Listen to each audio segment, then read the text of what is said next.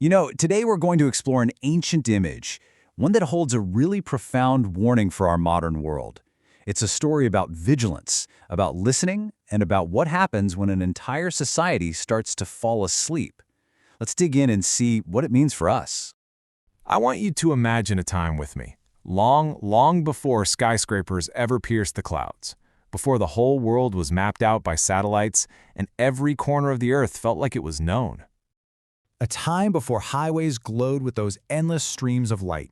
A time before our first instinct was to check our phones instead of checking our hearts. In that world, there were watchmen. This single figure, the Watchman, he's absolutely central to understanding a pattern that repeats itself all through history and, maybe most importantly, all through Scripture. So first, let's get a clear picture of who this person actually was. Just picture it. They stood on these cold, windswept stone walls. Their eyes would have been burning from sleepless nights. And their task? It was incredibly simple, but absolutely vital. Stay awake and warn the city. That's it. If they saw enemies moving in the distance, they sounded the alarm. If danger was on its way, they cried out. Now, this is a crucial distinction we have to get. The Watchman didn't fight the invading army. He didn't lead the soldiers or run the city. His one and only responsibility was to see what others couldn't and to deliver the warning. The response, well, that was up to the people inside. And yet, history tells the same tragic story over and over and over again. Cities fell, and it wasn't because there were no watchmen on the walls. It's because the people inside the walls, they just stopped listening. You really have to understand the mindset inside the city.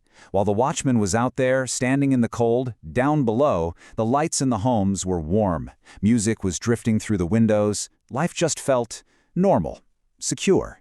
And because of that, the watchman's warning started to sound a little unnecessary, even paranoid. You can almost hear them talking to each other. Nothing is wrong. We're safe. We have walls, we have power, we've got time. But this image of the Watchman, it isn't just some old piece of history. God actually embedded this exact pattern into Scripture to show us something incredibly deep about the human heart and our relationship with Him. And you see it repeatedly. In the book of Ezekiel, God himself appoints prophets to be watchmen, to warn the people of spiritual danger. In Isaiah, the watchmen are told to cry out day and night, to never ever be silent. The warning is just constant. And then Jesus takes this physical job and elevates it to a spiritual command for every single one of his followers. He says, "Watch and pray," and he warns them, "Be ready, for the Son of Man comes at an hour you do not expect." All of a sudden, the job of the watchman becomes an internal posture of the soul. And this just brilliantly lays out that timeless cycle. It always seems to unfold the same way. First, comfort grows, which leads to this false sense of security. Then, naturally, spiritual awareness begins to fade. And as a result, any warnings from the watchman start to feel, extreme, irrelevant. And finally, the collapse, when it does come, feels completely sudden to everyone who wasn't watching. So this brings this ancient pattern right into our world, right now. The danger isn't just about some threat out there. It's about an internal state of being. And this really gets to the heart of it. When the Bible gives warnings about the future, what people often call the end times, the point is not to make us panic. The point is to sharpen our perception. Notice, Jesus never says, "Be afraid." He says, "Stay awake." Just look at this comparison for a second. In the ancient city, it was the sound of music, the hustle and bustle of commerce that created this sense of normalcy that just drowned out the watchman's call. In our modern world, the distractions are just different. The glow of our screens replaces the warmth of the windows. A culture of constant busyness replaces quiet prayer. An endless distraction replaces the stillness that we need for spiritual discernment.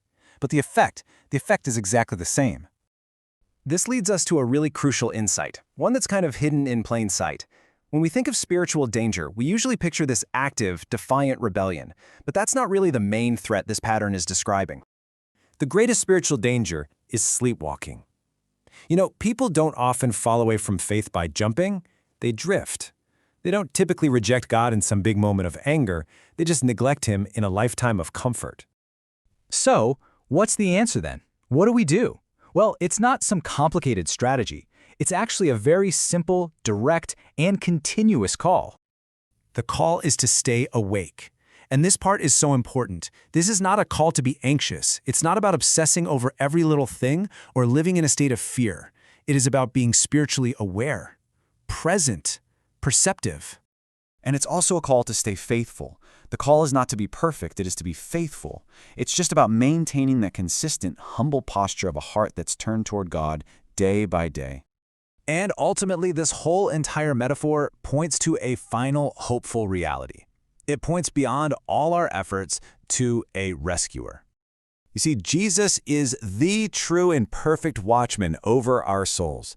He sees what we can't see, he understands the dangers that we ignore, and his warnings, they are not meant to condemn us, they are meant to protect us. They're not shouts of judgment, they are calls of rescue. And the story ends in perfect peace. The Bible describes this future reality, the New Jerusalem, where there won't be any more watchmen on the walls. And the reason why is just beautiful. Because there will be no more night, no more enemies, no more danger. The need to watch will be over, forever. But until that day comes, the call to watch remains for us. So this leaves us with one final question, something for our own reflection. What's the hardest part about staying spiritually awake in our world today?